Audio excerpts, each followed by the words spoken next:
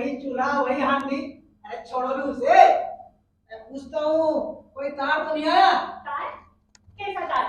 ये अभी मालूम भी है, आज 7 तारीख है, आज ये तार आएगा उस लॉटरी का। तो मैं तो समझी कि सब कुछ का तार आने वाला है, और मैं सोचती हूँ अब की बार एक बिल्ली लगे कहाँ से लेके आए थे? जानने में डाले तो को। अरे छोड़ो चूल्हा को। ए माँ, छोड़ो चिल्ला को। और खाने की वो क्या दूँ? हाँ, क्या दूँगी? अपना कलेजा? होटल से आ जाएगा। अब तुम जरा मेरी बात सुनो, कुछ जरूरी मसले करने। अब तुम लोग की समझती नहीं। कहो, क्या कहते हो? टिकट मिल गया सामान की, पहले तो वो निकाल दो, फिर 2 घंटे बैठ कर उससे बात कर लो। टिकट निकाल के देती हूँ, मगर हंडी में देरी हो जाएगी और नर्सरी स्कूल से आता है मेरा सर खाएगा। अरे जाओ, तुम टिकट निकालो। कौन है भाई? मैं हूँ सलीम। तो आ जाओ ना, तुमसे चिपटा कौन है? आदाब वर्ष भाईजान। आओ बैठो। आओ, सब खैरियत तो है? तुम्हारा बच्चे सब अच्छे तो हैं? हाँ सब अच्छे हैं। बीवी को नजला हुआ है, बड़ा बेटा बुखार में मुब्तला है, छोटे को चेचक निकला ही है। खैर सब खैरियत। अच्छा, रास्ते में तारा कोई आदमी साइकिल पर नजर नहीं आया? नहीं तो सब खैरियत है भैया। एक तार का इंतजार है। यहाँ तुमने जल्दबाज के करीब लाल रंग की मंजिला कोठी देखी है, जिसके बाहर बाल वगैरह लगा हुआ है, मेरा मतलब है चमन। हाँ लेकिन आजकल तो वो बिक रही है ना। हाँ वही। कैसी हो? क्या है तुम्हारे कुछ ले लूं तो? आओ। हाँ मेरा ख्याल है ले लूं, पड़ी रहेगी अब क्या। आदाब वर्ष भाईजान। जीते रहो, अच्छे तो हो। ये लो, टिकट संभालो। हाँ यही है। अब तुम गया सही, वैसे बुरी तो नहीं। वो उसके 40,000 मांग रहे हैं और मेरा ख्याल है कि 35 तक तो दे देंगे। क्या चीज? भैया ये कोठी देखी है, अच्छी खासी है। अब बजाय इसके की जमीन खरीदी जाए तो उस पर इमारत बने, चमन लगाया जाए और इस किस्म के बहुत से धंधे सर बोले जाए। मेरे ख्याल में तो ये कोठी में जा सबसे अच्छा है। अभी नहीं है, शायद 10 वर्ष की हो। तो कौन ले रहा है वो कोठी? फिर वही, अरे साहब मेरा इरादा है, कौन लेता है?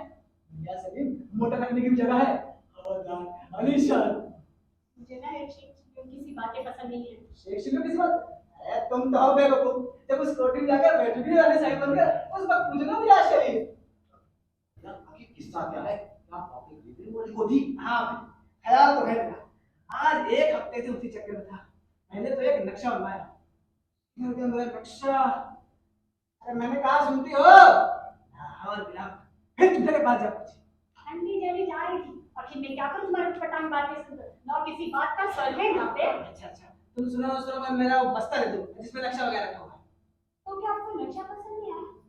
मेरा सवाल अरे भाई नक्शा तो अच्छा है, मगर बता जल्दबाज बाकी ये कोठी तैयार खड़ी है और नक्शे वाली कोठी बनवाने के लिए इंतजाम की जरूरत है। कौन जीता है दिलजुल के सर? लो, संभालो अपना बस्ता। यही तो है। बैठो मेरे जी। ये लोहे के कमाने के चश्मे भी कितने शरीफ होते हैं। एक शरीफ आदमी के पास कम से कम 1 दर्जन चश्मे होने चाहिए, सब अलग-अलग दर्जन के और सब सोने के कमाने के। भाईजान ये यही तो है चश्मा। बैठो। ये लो। वैसे तो अपनी मर्जी मुताबिक सब चीजें आराम की, मगर वो लाल कोठी वाली बात और फिर वो तैयारी करिए। सलीम, जरा इनसे पूछो, रुपए कहाँ है? फिर वही, अरे साहब रुपए की क्या बात है? मगर मैं पूछता हूँ कि अगर इस वक्त एकदम दिसंबर फट पड़े तो तुम्हारा क्या होगा? अरे हम सब अपने इंतजाम से हैं। भाईजान मैं तो खुद ही हैरान हूँ ये मामला क्या है? तुम इनको कह दो। हाँ तो इसमें हमने एक हौज बनवाया जिसमें गुब्बारे हो, रंगीन मछलियां इसमें तैरती हो। ये बात लाल कोठी में नहीं मगर बनाने की जगह जरूर है। लिहाजा कोई बात नहीं, हौज तो हर वक्त बन सकता है। अच्छा, तो तुम ख्याल पुलाव पका दियो, मगर मैं तो देखूं हंडी। जाओ मेरा क्या, मगर बाद में तुम ही कहोगी किसी सलाह मशवरे में शरीक नहीं किया। सुनो तो, मैं तो कहता था तुम भी चल कर देख लेती। यार आज नहीं मगर परसों तक मोटर में चल कर देखना। मोटर में नहीं, हवाई जहाज पर। क्या माने? यानी तुम हर बात बुरा समझती हो? मैं कोई घास लगा हूँ जो मोटर कंपनी को मेरे ऐसे लौटता फिरता हूँ? नहीं, मेरे नजदीक तो मोटर की खूबी ये है कि तेल कम खर्च और उसका हर पुर्जा आसानी से मिल सके। मगर मैंने तय किया कि मैं एक छोटी सी गाड़ी लूंगा रोजमर्रा के इस्तेमाल के लिए, मगर बाद में जरा कीमती और बड़ी भी होनी चाहिए। भाईजान मतलब सचमुच के सड़कों पर चलने वाली मोटर? अरे जी हम मतलब आधे तक को गुजार बच्चों के लिए। हाँ ए, तो वो क्या जाने, तुम भी तो पहिया बजाते हो। सुनो मियां, मैंने बहुत से मोटर उतारे अच्छा की रात की, इसमें से जो पसंद किए उसकी तस्वीर बस मैं दिखाता हूँ। ये देखो। हाँ ये तो है छोटा, बड़ा खूबसूरत है।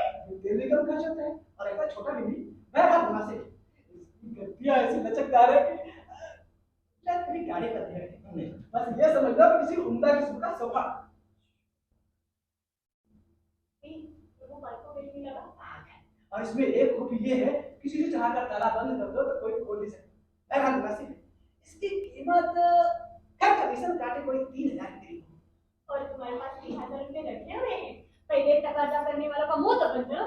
चले ही वहां से हवा में कीड़े बनन, घर में नहीं दाने और अम्मा चली बुनाने। अरे साहब तो क्या मैं ले ही आया हूँ ऑर्डर। अरे मैं बात कहता, अगर लेना है बढ़िया तो कौन है? क्या मैं नहीं जानता इस पर तो मोटर तो एक्स्ट्रा मिले थे, मगर खुदा की देन ही है तो खरीदना पड़ेगा। भाईजान यही वाली लीजिएगा।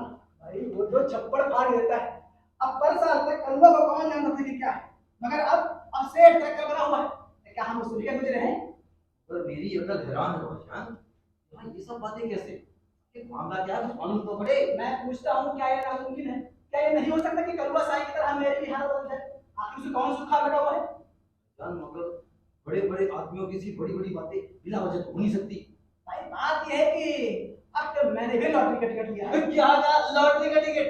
अरे जाओ। क्या हो? यानी अब तुम भी हंस रहे हो? अगर कोई किसी लॉटरी का टिकट खरीदते ही है और कोई साल ऐसा नहीं जाता जब किसी न किसी के नाम पे डालना मिले, मैंने कौन सी हिमाकत की है जिस पर आप लोगों की हंसी रुकती नहीं? अरे भाईजान हंसने की वजह ये है, ये सब हवाई मंसूबे हैं। बोला यार दुनिया उम्मीद पर कायम है। तुम चलो यहाँ से हवाई मंसूबे लेकर और इसी बहाने मेरी किस्मत बदल लिखी हो तो एक कौन कहता है, मगर तुम तो इस तरह की बातें करे जैसे कि दौलत मेरे नहीं है। इस तरह की बात। यानी अगर मैं कुछ मालूमात हासिल कर रहा हूँ ताकि जरूरत के वक्त बिल्कुल कोरा साबित ना हो, टापता ना हो, क्योंकि गोया मेरी हिमाकत और लोगों के हंसने की बात है। भाईजान खुदा करे आपके आप ही को इनाम मिल जाए। अगर इस तरह लॉटरी के इनाम की उम्मीद में इंतजाम करते हो, मैंने ना सिर्फ आप ही को देखा है। हाँ। इंतजाम तो आखिर मैंने कौन सा इंतजाम किया है? यही ना कि एक कोठी अपनी नजर में और मोटर के लिए फैसला लिया है ताकि ऐन वक्त पर कम से कम ये ना हो कि कोठी की जगह जमीन खरीदनी पड़े और मोटर की जगह मालिक शक्ल गाड़ी। आप जाने इसको इंतजाम नहीं दूरअंदेशी कहते हैं। मेरे जहन में इनाम पाने की तमाम स्कीमें हैं ताकि हमें बर्बाद सोचना न पड़े। अरे तो ये कहिए ना भाईजान कि आपने उसके आगे की बहुत सारी स्कीमें सोच रखी होंगी। नहीं खैर सोची तो नहीं, अलबत्ता ये ख्याल जरूर है कि अगर एकदम से लखपति बन गया तो मुझे लखपति की सी बातें किसी और सीखनी न पड़े। मसलन बच्चे की पढ़ाई किसी म्युनिसिपल स्कूल में नहीं बल्कि किसी अंग्रेजी स्कूल में करवाई जाए। हाँ बताओ क्या कर सकता हो? ये कोई सोच बनी है? ये हाँ हमें याद है जब हमारे अब्बा रिटायर हुए थे तो उनकी तनख्वाह 50 रुपए महीने कर दी गई थी और उनको खानदान में रईस बनाया लगा था। मगर असल में रईस और बड़ा आदमी तो मैं बनूंगा। अब 50 रुपए महीने का सिर्फ नौकर बावर्ची हो गया। बोला मेरी तनख्वाह से ज्यादा तो आपके घर के बावर्ची और नौकरी होंगे। और क्या? अब तुम ही बताओ कि 50 रुपए से कम बावर्ची के अच्छे मालूम होंगे, मगर मैंने तय किया कि बावर्ची खाने का खर्च अगर किफायत से किया तो 5 रुपए से बढ़ने न पाएगा। यानी कि 500 रुपए महीना। और नहीं तो क्या 5 रुपए साल? नहीं बड़े बेवकूफ हो तुम। जरा ये तो कर दो आए दिन मेरे यहाँ बड़े बड़े राजा नवाब नुमा करेंगे, कभी अंग्रेजी अफसरों की दावत होगी, कभी हिंदुस्तानी रईस होगी, अब फिर वाले दारों की खाने से और ना खर्चा कर मामाए दमाए मिलाकर कुछ नहीं तो 30-40 आदमी तो घर पे होंगे। बल्कि मेरा ख्याल है कि 5 से ज्यादा की मंजूरी देनी पड़े तो क्या ख्याल है? भाईजान मेरे हिसाब से तो भाभी जान को बुला लेते हैं हिसाब में। गोया वो समझ रही है मजा है कि गोया जब कुछ हो रहा है तब दिल्ली की बात है।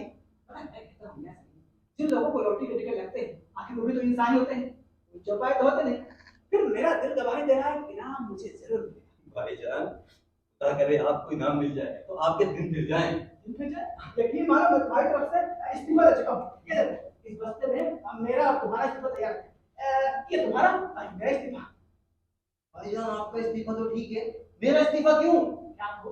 यानी अब तुम दुनिया को मुझ पर हंसवाओगे? ये लखपति का भाई 40 रुपए लेकिन नौकरी करता दिखता मुझसे पार्टी है। तुम जागा से काम मैंने 2 गांव और 1 बाग पहले से देखा था और बाद में आखिर और भी जमीन खरीदी जाएगी। तो भाई बना तो भाई भाईजान मैं तो कहता हूँ भाभी जान को बुला लेते, उनको साथ खबर भी हो इस बात की। हाँ सही। अरे साहब मैंने कहा सुनती हो? हाँ सुन रही हूँ, नसीम को खाना खिला रही थी। कहो क्या कहते हो? वही मुझे खेतियाँ उड़ रही होगी। देखा नहीं सही तुमने, इसीलिए लिख रहा था। भाभी जान आप बैठिए मैं बताता हूँ। भाईजान ने ना गाँव और बाहर की तफ्तीश कर लगी। अरे हम दोनों किसी के लिए तैयार हैं। तो फिर इनके पास तार भी आ चुका होगा, ये बन रहे हैं। तार आ चुका होता तो मैं इस तबार खाने में इस तरह बैठा होता हैं? हर चीज रिपेस कर। ये डॉक्यूमेंट है, ये चारपाई है जिस पर हम सोते हैं। मैं तो अपने बाग के मालिक के भी इस किस्म की चाकर राशि नहीं समझता। और बोले तुम्हारे पीछे ये हाँ और बेगम साहब कपड़े मालूम है सिर्फ हसन। खुद याद दिलाया, वो दोस्तों मुझे मेरे नाक में दम किए हुए हैं। कह गए हैं कि जब तक पिछले महीने का हिसाब पूरा नहीं किया जाएगा तब तक एक कतरा दूध भी नहीं मिलेगी। अब तो मैं उसे दूध दे नहीं सकता। गंदी घिनौनी बीमार गायों का दूध दे देकर और उसमें पानी मिला मिला कर सेहत खराब कर दिया। अब तो दूध मक्खन मलाई वगैरह किसी अंग्रेजी लेके से आया करेगा। हाँ दाम जो ज्यादा जाएगी मगर चीज भी तो अच्छी नहीं। खैर, वो तो बात की बात है। पहले उसका हिसाब तो चुकाओ और उसी पर क्यों बनिया लो और भी पर आगे भेजो। मकानदार को जब देखो तो मकान खाली करने की धमकी दे रहे दरवाजे पे खड़े हुए हैं। तुम तो रहते हो दिन भर घर के बाहर, नठो चले चबाने पड़ते हैं मुझे। सब्र कर सूरते आराम हो जाती है, कामयाबी दिले नाकाम हो जाती है। यही सब तकाजा करने वाले इस बात पर पक्का करेंगे। एक लखपति भी उनका मगरूर रह चुका है। अरे वाह वाह। अच्छा, तो तुम भी आकर उन्हें समझाना। रोज आकर मेरा दिमाग खाली करते हैं। तो कह रहे थे कि कमल साहब मैं हूँ ठेकेदार। रुको ये वही है मकानदार। अच्छा, तुम्हारे सामने ही आ गया। तुम जरा अंदर जाओ, मैं उनको यही बताऊं। हाँ भाईजान है। हाँ, देखो आइए आइए ठेकेदार आधा वर्ष मुंशी जी। हाँ आधा बात आइए बैठिए। अरे आप तो इसका चांद हो गए। जब आपने पूछा गायब, आखिर ये मामला क्या है? 2 महीनों से हम मेरे को नहीं पूछा और अब ये तीसरा चल रहा है। जी हाँ, मैं जरा मसरूफ है। तो आपका 2 महीने किराया बाकी है ना? हाँ साहब, 2 महीने का किराया हो चुका है। हालांकि आपने खुद ये कहा था अगर 1 महीने का भी किराया चले तो आप मकान खाली करा सकते हैं। अगर फिर भी आपको ख्याल रहा तो आज मैंने सोचा इसको खाली हो जाओ। अरे किराया तो दे ही दिया जाएगा ठेकेदार साहब। मगर मैं पूछता हूँ कि आप इस मकान को अलग क्यों नहीं करते? जी क्या मतलब है आपका? मेरा मतलब है कि अगर आपको मुनासिब दाम मुनाफे के साथ मिल जाए तो इस मकान का बेच मिल जाए। हाँ आप मुनाफा ले फिर रहे और मैं तो यहाँ तक तैयार हूँ कि ऐसी दाम ही दे दूँ तो आज ही इस जगह से निजात हासिल करूँ। मगर कौन मिलता है मकान का खरीदार, वो भी इस मोहल्ले में? अरे जिसको मकान लेना होगा वो इतनी रकम लगा कर किसी शरीफ के मोहल्ले में कायदे का मकान बनवाएगा। अगर आपको खरीदार मैं दे दूं तो आप किन दाम में इस मकान को भाड़ा कर देंगे? मगर जरा बाजी बताइएगा। ये तो घर कोई न खास उम्र हुआ। आप खरीदार को लाइए, वो मुझसे बातचीत करे, मैं कहूँ तो 2 है, उसके बाद फिर देखा जाएगा। इस वक्त तो सिर्फ बकायदा जिंदगी कीजिए आप। वो तो अलग चीज है। मैं तो ये कह रहा था कि अरे साफ सुनिए, अगर इस मकान को मैं ही खरीद लूं तो आप खुद? जी हाँ, मेरा इरादा है कि ले लूं, बना रहेगा और क्या। मगर क्या वाकई आप, यानी सचमुच आपका ये इरादा हो रहा है? जी हाँ, वाकई मैं सोच रहा हूँ कि नगद रुपए रखने से जायदाद का रखना हर हाल बेहतर है। हाँ है तो बहुत बेहतर। मगर हाँ बताइए, क्या उसमें कोई नुकसान भी है? आप मुझे साफ साफ बता दीजिए। जी नुकसान की बात नहीं है, पर सवाल ये है कि आप फरमाइए। अरे भाईजान करीबन ठेकेदार साहब को शादी हो रहा है, बताइए। जी ताज्जुब की बात जरूर है। ये सवाल एकदम आपके जहन में क्यों आया? बेशक ताजुब न चाहिए, मगर खैर आप इस सिलसिले में बातचीत कर लीजिए। या यूं कीजिए कि सुबह तक इस मकान का बेच जाइए और मामला यही तय हो जाए। सुभान अल्लाह, बहुत बेहतर है। तो अब मैं इजाजत चाहता हूँ। हाँ, अब बाकी भूलिएगा नहीं, और आपको किराया भी तो खैर किराए की कौन सी बात है। अच्छा आधा वर्ष आधा वक्त है। ए, मैं कहती हूँ तुम तो गजब ही करो।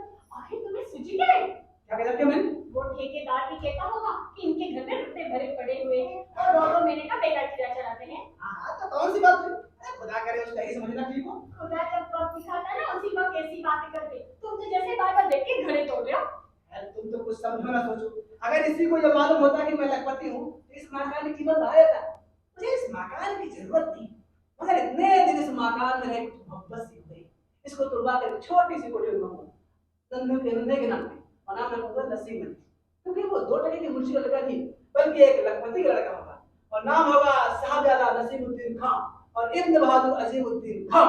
लो और सुनो, बहादुर भी हो के क्यों? खान बहादुर में क्या हुआ? एक लखपति तो बजाते क्या क्या बन जाता है। तुम देखते रहोगी एक खान बहादुर की रात तो मैं हूँ मियां सलीम तक को छुट्टी वाले दिला दूंगा। तुम समझती क्या? कि अभी मैं वही मुझसे अजीब हूँ। अजी नरेश सिंह का एक वकील का भर। अब तो वकील साहब खुद ही मेरे कानून मुश्किल में नौकर हो गया और क्या? अरे अल्लाह, ऐसी बढ़-चढ़ कर बातें कर रहे हो जो। अरे इस वक्त कौन सी मुसीबत आ गई? मैं देखता हूँ। अरे इस वक्त कौन आ गया? अरे भाईजान ये तो तार है। नहीं तार मतलब वाकई तार। तुम्हारे परेशान करे तो दिन भर नहीं है। पर तुम्हारे पास एक क्या है? एक दो दूसरा वाले को जाओ। देखो तो कितना लग रहा है। बिस्मिल्लाह करके खोल लो। भाई लखपति वाले के लखपति हरा गए। अरे क्या कहा भाईजान, लखपति लिख दिया था? अरे तो लखपति हो तो लखपति लिखोगे ना। अरे भाई तुम जल्दी खोलो ना। देखो देखो देखो मुझे नहीं तुम ही खोलो, मुझे तो कुछ इतिहास हो रहा है। लो पढ़ो देखा कैसे पढ़ो देखा कितने रंग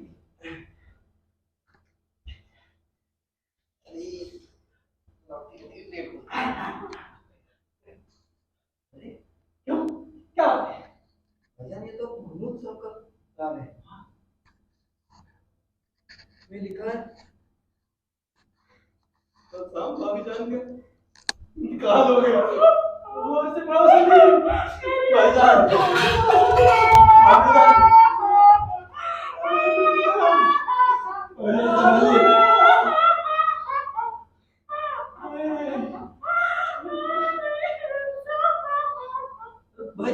भाईजान भाईजान भाईजान भाईजान भाईजान भाईजान ये हमारा नाम नहीं है। किसके नाम है? अरे ये जी हाँ जी अरे काकिया गलती से मेरा कार आपको देके चला गया। अच्छा अब हाँ ठीक है शुक्रिया। अपना नहीं था अभी मोहब्बत कर ली। और हाँ आपका कार मुझे देके चला गया।